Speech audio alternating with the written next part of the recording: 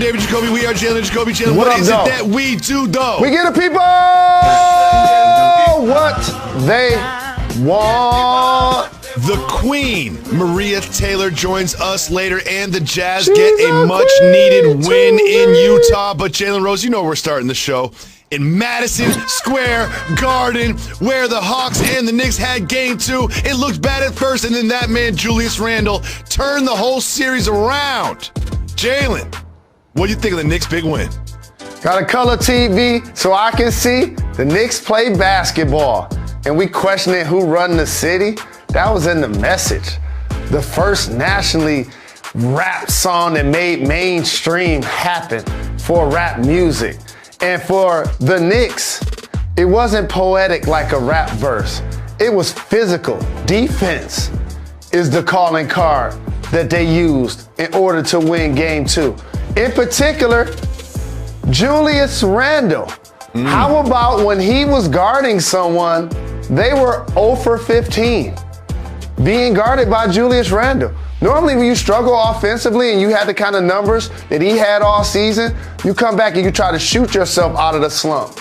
He did it with effort, and that embodies this Tom Thibodeau team. This is what Chuck D was talking about, and this is why New York Knicks fans, you see Spike Lee on the sideline doing his best dance. That's what they like. You know, I know, playing against the Knicks, they want to see effort. That's why Charles Oakley, beyond his relationship with Mr. Dolan, James Dolan, obviously, and rest in peace, Anthony Mason, and those kind of players resonate with the history of the Knicks, that level of toughness, and obviously Derrick Rose was terrific, scoring the entire game. It really was, Jalen. As a die-easy Knicks fan, this didn't look good in the first half. Like, it was, we were staring at it going 0-2 at home, right in the face. And then Tom Thibodeau did something really smart.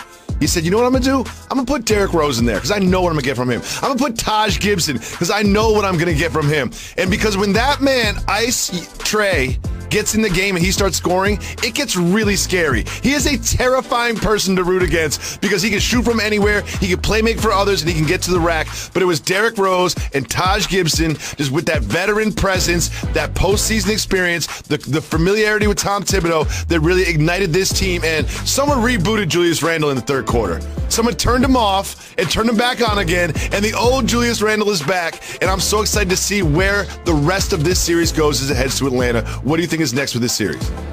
All I know is this. I better see my guy Gucci at a Hawks game. Oh, you will. Because you know he the king of the brr with a Trae Young jersey on. That's mandatory. Friend of the program, holla at your boy Gucci. I expect to see a long series. That's what I anticipate. I picked the Hawks, you picked the Knicks. Let's see when they return if Bogdanović and Trae Young are on the floor together more. Because in game 2, the team really struggled with both of those guys off the floor. Expect Nate McMillan to make that adjustment. Yeah, whenever Trae Young is on the bench, it's a completely different team on the floor. Jalen, that game was exciting. It had energy. It had passion. The other Eastern Conference playoff game last night, not exactly. The Sixers made easy work of the Wizards for the second game in a row.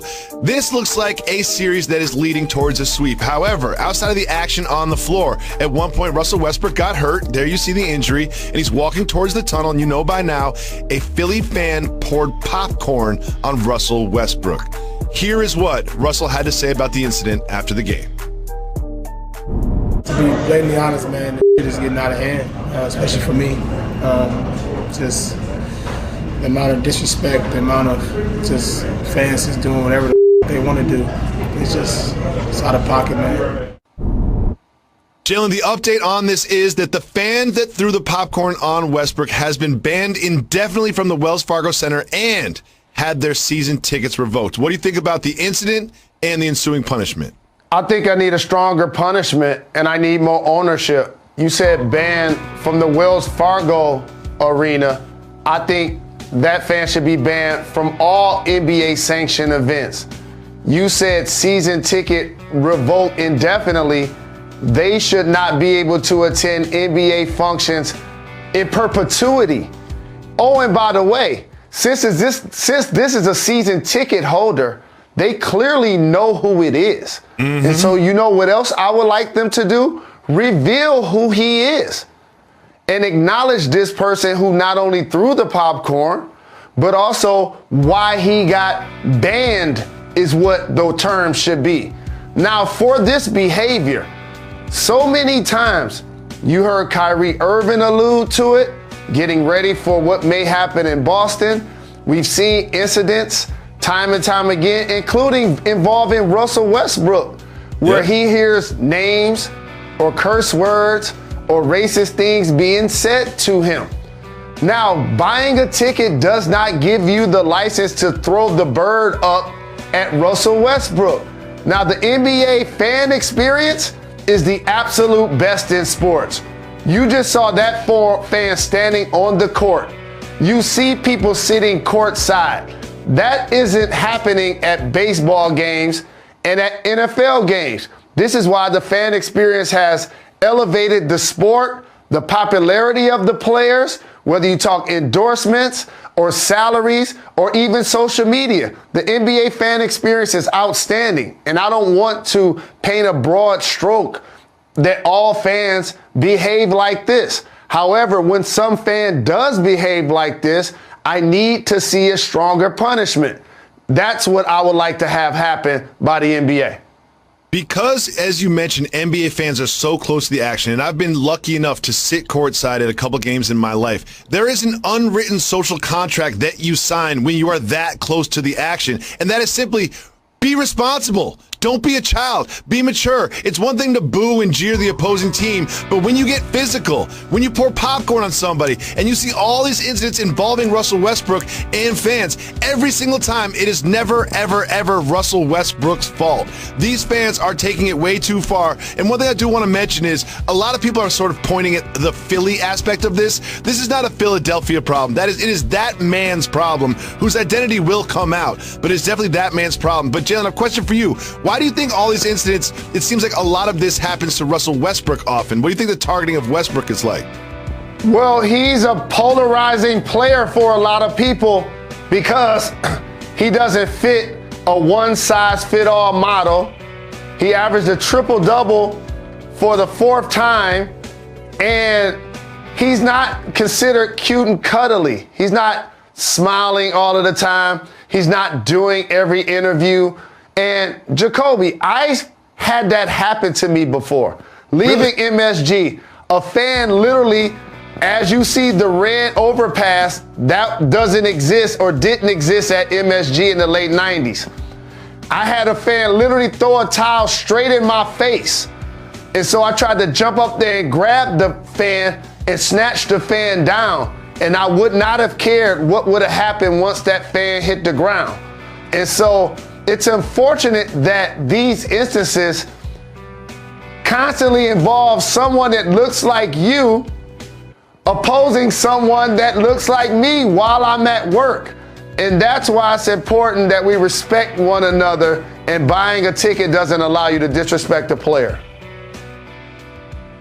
Two things. Number one, the only reason you never pulled that fan down in Madison Square Garden is because you can't jump. You couldn't jump up and grab him. And number two is when you say nothing should be thrown at a performer, you've obviously never seen my stand-up career. Moving on to the other game we haven't discussed yet, and that is a much-needed win for the Jazz in Utah against the Grizzlies.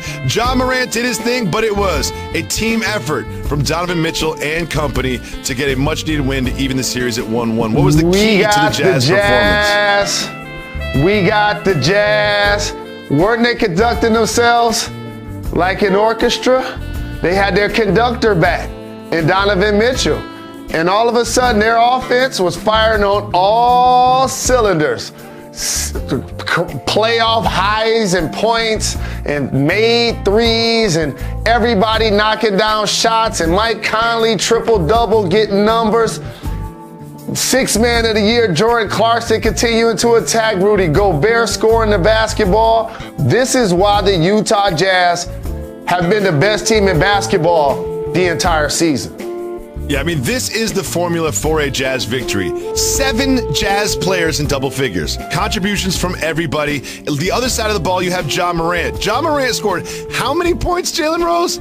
How many points did Ja Morant score? 47. 47 and as a matter in of one fact, basketball game. I mean, he is a superstar in the making, but when you look at the other side of the ball, you've got 7 players in double figures, and because of foul trouble and other reasons, Ja Morant just didn't have enough help to get over the hump. But I'm excited to watch this series, as I think it'll be much